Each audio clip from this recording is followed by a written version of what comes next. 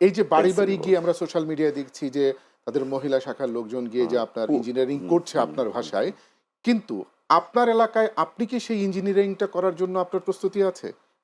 না, না, আমরা অবশ্যই দিব না। আমরা এটা দিব না। আপনি আপনি অনেক দেখেছেন ছেলেদেরকেও বোরকা পরিয়ে জান্নাতের টিকিট বেচাচ্ছে, কোরআন শপথ করাচ্ছে। এনসিবি যাদেরকে বলতেছেন ওদেরকে মাথায় টুপি দেওয়ায় দিয়েছে, একটা লেবাসদারি। এবং তারপরেও তার ধার্মিক ভিত্তিক প্রচারণা থাকতো, ইসলামিক প্রচারণা থাকতো। তারপরেও মানুষ কিছুটা নিত। তারা টুপি মাথা দিয়ে সারাক্ষণ বিএনপি নিয়া এই করেছে, ওই করেছে, আব্বাস সাহেব এই করেছে, ওই মানে করেছে। ঘটনা তারেক আপনার সাহেবের মতো লোক, সে বিএনপির চেয়ারম্যান। আমার ওজন বুঝে কথা বলতে হবে, আমি কাকে নিয়ে এই যে কথা ধরেন বলবো। জনাব তারেক রহমানের বিরুদ্ধে ওনারা নানা রকমের কথাবার্তা বলছেন, বিতৃষ্ণা ছড়াচ্ছেন, এই বিষয়ে আপনারা কি ভাবছেন, কিভাবে এটা মোকাবেলা এটা করবেন? মানুষ প্রমাণ করে দিয়েছে তারেক রহমানের প্রবর্তনের দিনে। উনি যেদিন বাংলাদেশে এসেছেন, আমার মনে হয় আমার দেখা পৃথিবীর সর্বোচ্চ নিরাপত্তা এবং জনসমুদ্র, ওনাকে যেভাবে জনসমুদ্র দিয়ে বাংলাদেশের সাধারণ জনগণ বরণ করে নিয়েছে। কিন্তু ওই দিক থেকে তো জামাত বলছে যে একটা দলকে নানাভাবে সুবিধা দিয়ে, মানে অন্য দলকে দিচ্ছেন না, কিন্তু ওনাকে নিরাপত্তাটা বেশি দেওয়া হয়ে গেছে, যেটা ওনার সংবাদ সম্মেলনেও বলেছেন। এই বিষয়ে আপনাদের উনি বক্তব্য কি? বিএনপির চেয়ারম্যান, উনি বেগম খালেদা জিয়া ৩ বারের প্রধানমন্ত্রী এবং ৪ বারের বিরোধী তিনবারের দলের প্রধানমন্ত্রীর নেত্রী। চেয়ার হ্যাঁ, সন্তান। নেত্রী ছিলেন তার ছেলে, প্রেসিডেন্টের ছেলে।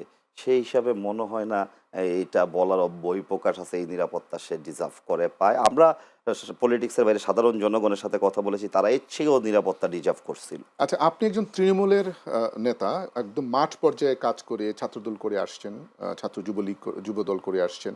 এই যে তৃণমূল পর্যায়ে কাজ করে, মানুষের সাথে কাজ করে, আপনার কিছু মনে হয়েছে মানুষের কাছে ওনার যে প্ল্যান, সেটা কি পৌঁছে গেছে হ্যাঁ, সাধারণ মানুষের ইনশাল্লাহ, কাছে? আলহামদুলিল্লাহ। আপনার বাংলাদেশ যখন ৭৮ সালে সিপাহী জনতা বিপ্লবের মাধ্যমে জিয়াউর রহমান আইসা বিএনপি গঠন করে, সেই ১৯ দফা দিয়েছিলেন। সেইখানে শ্রমিক আধুনিকায়ন করে বিশ্ববাজারে শ্রমিক বিস্তার করে বাংলাদেশের মানচিত্র লাল সবুজ পতাকা বিশ্বে পরিচিত করার জন্য জিয়া রহমান যে ১৯ দফা দিয়েছিলেন, যেটা আধুনিক বাংলার রূপকার ওনাকে বলে, খাল খনন, কৃষক বাঁচলে এর দেশ মধ্য দিয়ে বাঁচবে। ৩১ দফা এই এসছে। জিনিসটার সাথে তারেক রহমান আরও ১২টি দফা যোগ করে দিয়েছে, যুগ উপযোগী। মানুষ কি চায়, আমরা তৃণমূলে কি পেয়েছি, সব ওনাকে নোট করতাম, রিপোর্ট করতাম।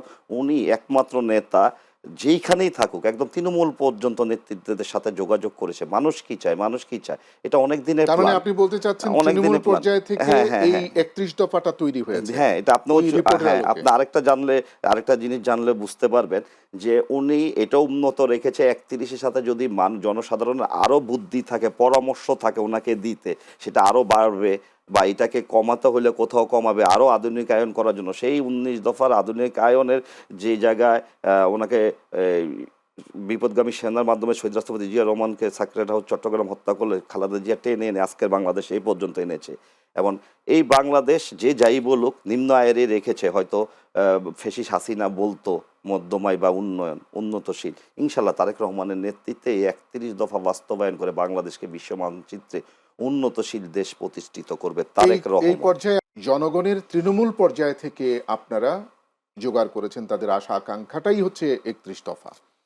এই ৩১ দফার মধ্য দিয়ে আপনি বাংলাদেশকে নতুন করে সাজাতে চাচ্ছেন, কিন্তু এই যে নির্বাচনের প্রাক্কালে নানা রকমের ঘটনার মধ্যে একটা ঘটনা প্রায়ই এখন দেখা যাচ্ছে, এই সম্প্রতি যেটা দেখা যাচ্ছে তার মধ্যে একটা হচ্ছে যে প্রথমবারের মতো পোস্টাল ব্যালটে আমরা ভোট দেওয়ার সক্ষমতা অর্জন করেছে হচ্ছে আমাদের প্রবাসীরা।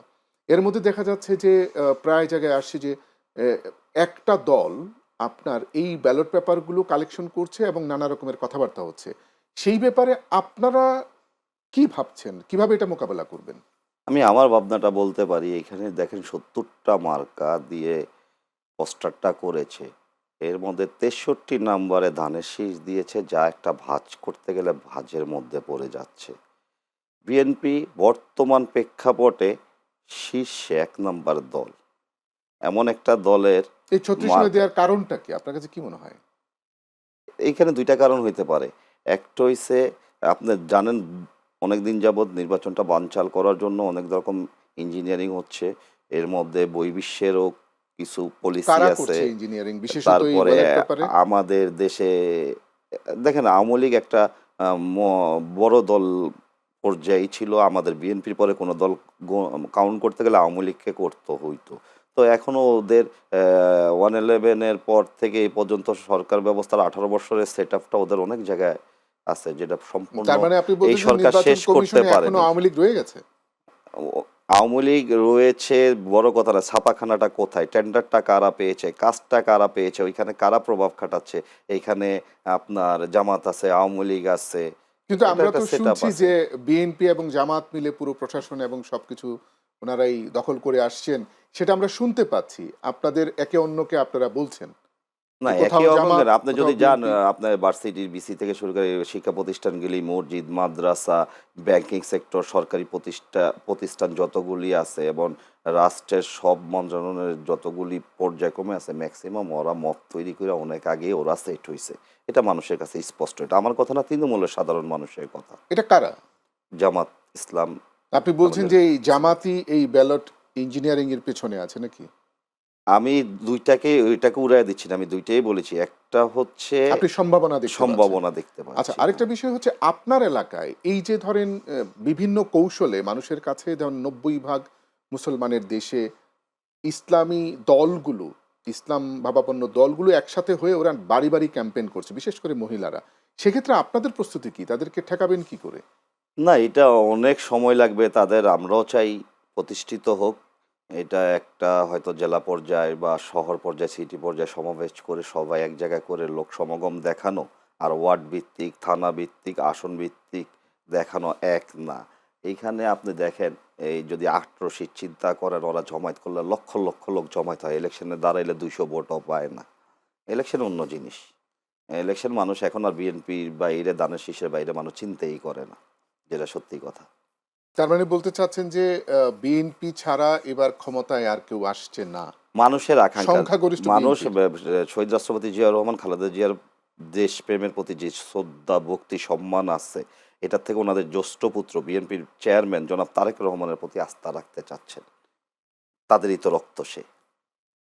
এই যে ধরেন বিএনপির তৃণমূল পর্যায়ে আমরা নানাভাবে খবর পেয়েছি যে ওনারা বিভিন্ন জায়গা দখল করেছেন, বাস স্ট্যান্ড, এটা সেটা করেছেন। যেই যেই অভিযোগটা নানা সময়ে অপর জামাতে ইসলামী করেন, এনসিপি করেন, সেই দিক থেকে আপনার এলাকায় আপনি কি এটাকে সঠিক মনে করেন যে এটা এখনো আছে বা নাই? না, এই বিষয়টা হইল গিয়া যে এই কিশোর গ্যাংটা যদি কাউন্ট করেন আপনারা, আজ থেকে 18 বছর আগে এদের বয়স যদি 5 হয়, তাহলে 18 সাথে 5 অ্যাড করলে 23, 7 অ্যাড করলে 25। 25 বছরের ছেলেগুলি বিএনপির কেউ না। এটা আওয়ামী লীগ সৃষ্টি করে গিয়েছিল। ওরা ছাত্রলীগের পেটুয়া বাহিনীর সাথে অ্যাড করেছে। ওই জিনিসটা ওরা কেউ এনসিবি নতুন দল বুঝে না, লোক বাড়ানোর জন্য অনুপ্রবেশকারী হিসাবে তাদেরকে নিয়েছে। কিছু জামাত নিয়েছে, কিছু যেভাবে আবার বলা হয়ে থাকে হ্যাঁ, যে আপনার ইউনিভার্সিটিগুলোতে হ্যাঁ, হ্যাঁ, এনসিপি এবং হ্যাঁ, অন্যান্য দলের জি, জি। শিবিরের লোকজন আপনার আওয়ামী লীগের ছিল। হ্যাঁ, হ্যাঁ, হ্যাঁ। আবার এমন আপনি কি হ্যাঁ, তাই বলছেন যে জি। বিএনপিতে আওয়ামী লীগের বা ছাত্র লীগের পোলাপান কিছু, ছিল? কিছু অনেকে নিজে মানে কোনো ব্যক্তি বুঝার কারণে না বোঝে না, কিছু নিজেরা অনুপ্রবেশকারী নিয়েছে, যেই দায়ভারটা দলের প্রতি যাচ্ছে। দলের নির্দেশনা এমন না। দলের হাইকমান্ড তারেক রহমানের নির্দেশনা এই ব্যাপারে জিরো টলারেন্স। এবং এই যেগুলি যদি আপনারা লাস্টে তদন্ত করতে যান, মিডিয়াভাবে ঘাঁটতে যান, যায়া দেখবেন আওয়ামী লীগ প্রোডাক্ট, ওদের প্রোডাক্ট এবং নয় কিশোর গ্যাং। এবার আপনার আসনে আসি। আপনার আসনে যে ভোটার সংখ্যা বা আপনার আসনের যে ওয়েট, এটা তো হেভি ওয়েট একটা আসন। সেই আসনে আপনাদের প্রস্তুতি কেমন? এটা বললাম তো, আলহামদুলিল্লাহ এখান থেকে সর্বপ্রথম বিজয় হয়েছিল আপসীন গণতন্ত্রের মা জননী দেশনেত্রী বিএনপি চেয়ারপারসন বেগম খালেদা জিয়া। তারপর এবারকার প্রস্তুতি। জমিরুদ্দিন ব্যারিস্টার। এখানে এটা বিএনপির আসন। ইনশাল্লাহ ববি হাজ্জাদ সাহেব দানের শীষের প্রতীক তারেক রহমান দিয়ে পাঠিয়েছে। ববি হাজ্জাদকে কেউ দেখবে না, ওনার মধ্যে তারেক রহমানের প্রতিচ্ছবি দেখবে, ধানের শীষের প্রতিচ্ছবি দেখবে। ইনশাল্লাহ ববি হাজ্জাদকেই ধানের শীষে ভোট দিবে, তারেক রহমানকে রাষ্ট্র ক্ষমতায় দেখার জন্য সাধারণ জনতা। 90% বাংলাদেশে মুসলমান, 90% মুসলমানের দেশে ভোট টানার জন্য হোক অথবা ইসলামীর শাসনতন্ত্র কায়েম করার জন্যই হোক, ওনারা জোট বেঁধেছে, 11 জনের, 11টা দলের জোট বেঁধেছে। এই 90% ভোটারকে টানার জন্য আপনাদের পরিকল্পনা কি? ওরা তো ইসলামকে বলছে ইসলামী শাসনতন্ত্র, কেউ বলছে ইসলামী শাসনতন্ত্র কায়েম করব, কেউ বলছে না ধীরে ধীরে করব। আপনাদের এই ব্যাপারে আপনারা কি মানুষ এখন প্রস্তুতি নিয়েছেন? ধর্মের মধ্যে ডুবে থাকতে চায় না। মানুষ বাস্তবতা চায়। মানুষ চায় খাদ্যের নিরাপত্তা। মানুষ চায় আইন শৃঙ্খলার নিরাপত্তা। মানুষ চায় বস্ত্রের নিরাপত্তা, মানুষ চায় চিকিৎসার নিরাপত্তা, মানুষ চায় সুশিক্ষার নিরাপত্তা, যেটা খালেদা জিয়া ইন্টার পর্যন্ত মেয়েদের শিক্ষা ফ্রি দিয়েছিল।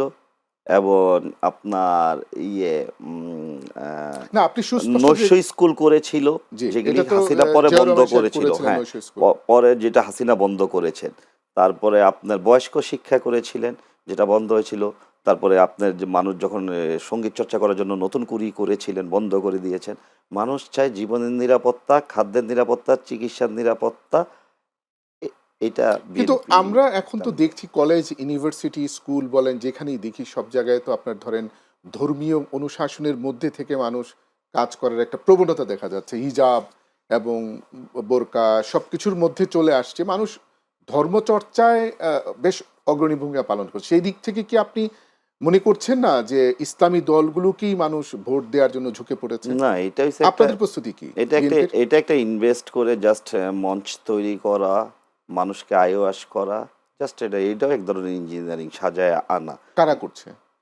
এই যে যাদের যাদের আকাঙ্ক্ষা আছে রাষ্ট্র ক্ষমতায় যাওয়ার, যাদের আকাঙ্ক্ষা আছে তারা বিএনপির বাইরে তো করবে। এনসিপি, জামাত জোট। হ্যাঁ, হ্যাঁ, এদের তো এইটা যেমন আমাদের স্পোর্টস থেকে হাসিনা অনেক দূরে রাখছে, যেটা বিএনপি শুরু এবার করেছে। কি কোনো ইঞ্জিনিয়ারিং হওয়ার কোনো শঙ্কা আপনি দেখছেন বিএনপির বাইরে হ্যাঁ, অন্য কোনো দল? দুইটা তিনটা ক্ষেত্রে আমি দেখছি। দল যেমন দেখতেছে কিভাবে স্পেসিফিক জানেন? আমি দেখতেছি, আপনি যদি শুরুতে আসেন, এই যে একটা নিউমার ছড়াচ্ছে, চাঁদাবাজি, দখলবাজি, কিশোর গ্যাং, এটার 100% তদন্ত হইলে 2%ও বিএনপির না। এটা একটা। তারপরে এই যে আপনি যে পোস্টাল ব্যালটের কথা বললেন, এটা একটা শঙ্কার কারণ। যে হত্যাগুলি জ্বালাচ্ছে, বিএনপির নেতাকর্মীকে যেভাবে গুলি করতেছে। এই যে কিছুদিন আগে মোসাব্বির মহানগর স্বেচ্ছাসেবকের, আমার কাছে ছোট ভাই ছিল, মেম্বার সেক্রেটারি ছিল, ওকে হত্যা করা, মিডিয়ার বিভিন্ন অনুযায়ী ডিস্ট্রিক্টে তো গুলি ওনার করা।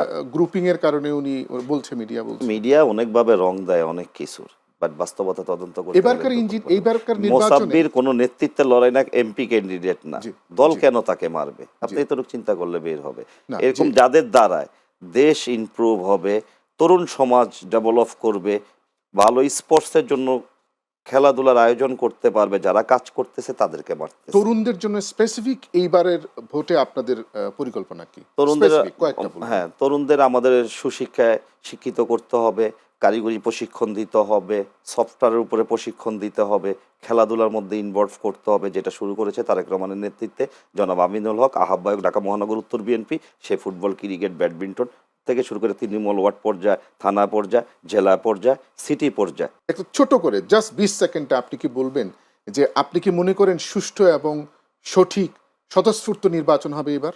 ইনশাল্লাহ এইটার বাইরে বর্তমান বাংলাদেশে কেউ নাই। সবাই একটা সুস্থ নির্বাচন চায়, সবাই একটা গণতান্ত্রিক সরকার চায়, জনকল্যাণ সরকার চায়। ধন্যবাদ আপনাকে।